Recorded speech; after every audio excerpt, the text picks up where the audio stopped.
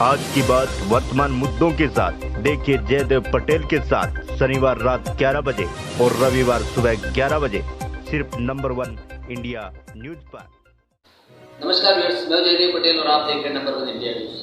आज की बात वर्तमान मुद्दों के साथ के इस खास कार्यक्रम में आज हम बात करेंगे एक महिला जज की चिट्ठी जो वायरल हो रही है, जिसमें उन्होंने इच्छा मृत्यु की मांग की है। चीफ जस्टिस ऑफ इंडिया को चिट्ठी लिखी गई है, लेकिन चिट्ठी जब सोशल मीडिया पर वायरल हुई तो चीफ जस्टिस ऑफ इंडिया ने इसका संज्ञान लेते हुए इलाहाबाद हाईकोर्ट को जवाब मांगने के लिए एक लेटर जारी कर दिया है। और इस चिट्ठी में कितनी कुछ सच्चाई है, इसके ऑर्डर में क्या कुछ हकीकत है, इन मुद्दों पर बात करने के लिए हमारे साथ खास समय सुप्रीम कोर्ट महिला एसोसिएशन की अध्यक्ष महालक्ष्मी पवनी जी, आपका बहुत स्वागत आज हमारे प्रोग्राम में। नमस्ते, थैंक यू, धन्यवाद। महालक्ष्मी पवनी जी, आपसे मेरा पहला सवाल है कि महिला जज की चिट्ठी जो वायरल हो रही है सोशल मीडिया पर और उसके बाद चीफ जस्टिस ऑफ इंडिया ने भी इसका संज्ञान लेते हुए इलाहाबाद हाईकोर्ट से जवाब तलब कर लिया है। ये पूरा प्रकरण क्या है, इसके ऑर्डर में क्या कुछ हकीकत है और ये कितना गंभीर मामला है? मामला तो बड़ी गंभीर है, बहुत I mean it's a very serious issue अगर आप देखे जाएंगे, लेकिन वो क्या है कि चीफ जस्टिस ने कॉग्नाइसेंस तो ले लिया चिट्ठी की, स्टेटस रिपोर्ट भी मांगी है चीफ जस्टिस ऑफ इलाहाबाद की, और महिला जज ने लिखी है कि 8 सेकंड के अंदर उसका केस खर्च हो गया था। लेकिन महिला जज ये नहीं बताई कि लोगों को उनको सच्चाई दो पहलू, एक कॉइन की दो पहलू होते हैं, तो दो साइड्स होते हैं कॉइन की। वो महिला जज ने ये नहीं बताया ना कि लोगों को कि उनका इंक्वायरी पेंडिंग था, उसके बावजूद she filed a writ petition और बोली कि मेरा फंडामेंटल राइट है, आई हैव एन एप्रीहेंशन।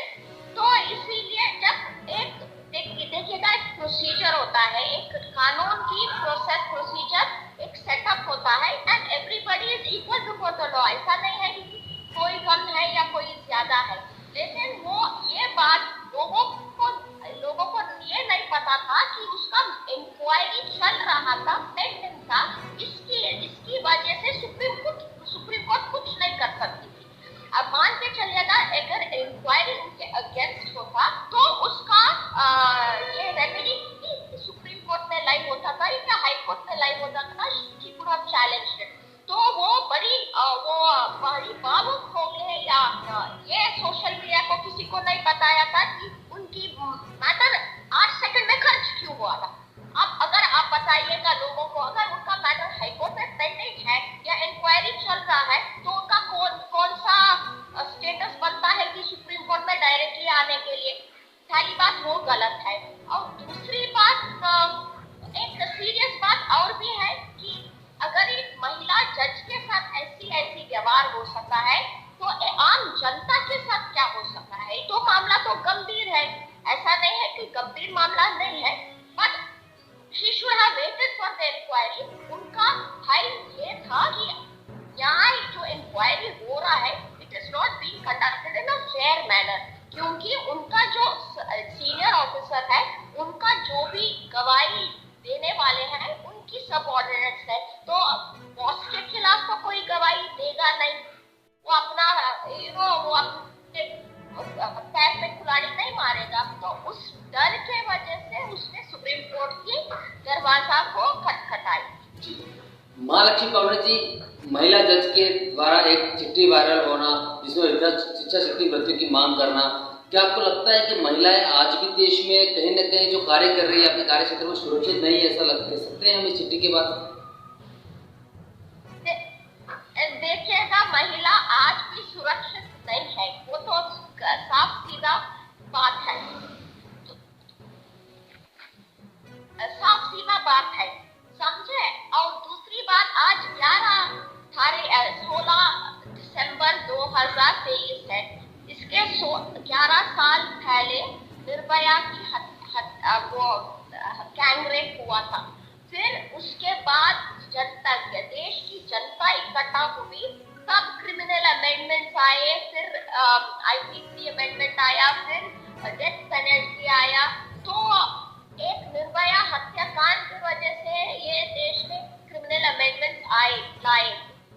आज भी सुरक्षित नहीं है, क्योंकि लोगों का सोच, देखिएगा, 5 उंगली हमारे एक नहीं है, तो लेकिन हम सबको गलत भी साबित नहीं कर सकते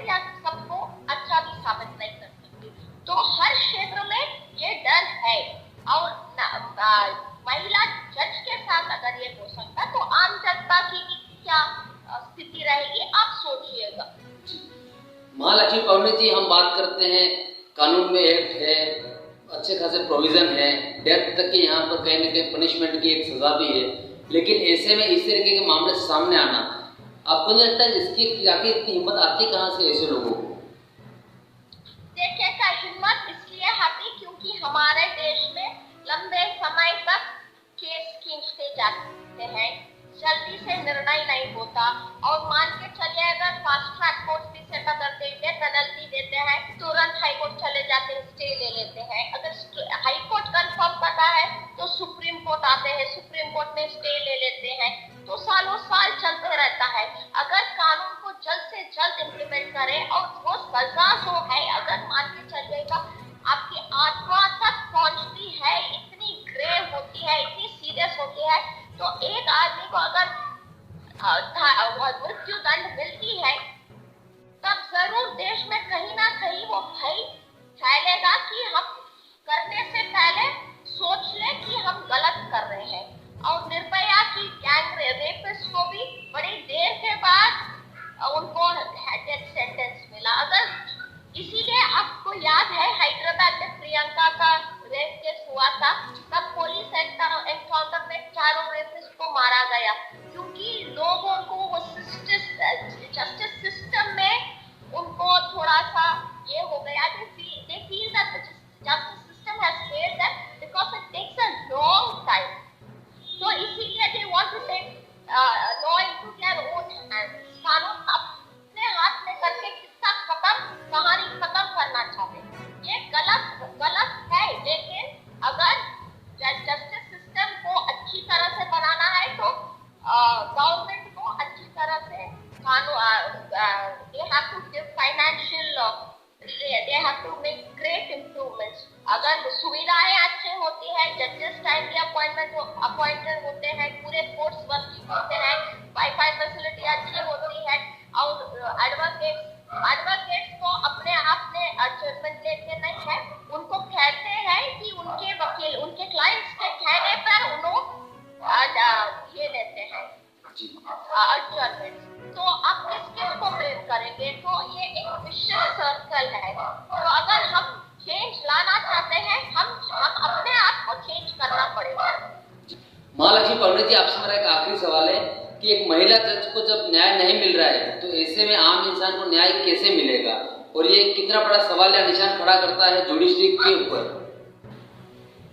हाँ, मैं पहले ही बोली हूँ, अगर न्यायपालिका को न्याय नहीं मिलती है तो आम जनता की क्या स्थिति होगी, मैंने पहले ही बोल दिया है।